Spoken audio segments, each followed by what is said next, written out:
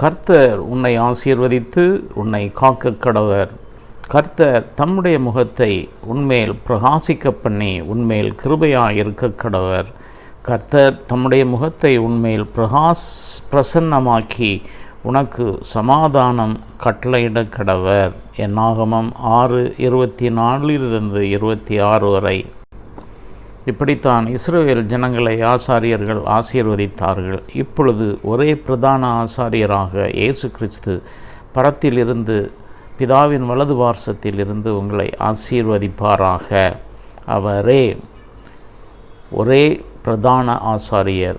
மெல்கிசேதேக்கின் order படி அவரே நித்திய பிரதான ஆசாரியராய் வீற்றிருக்கிறார். அவரை நோக்கி பார்க்கிற, அவரை அழைக்கிற அத்தனை பேருக்கும் அவர் பதிலளிக்க வல்லவராயிருக்கிறார்.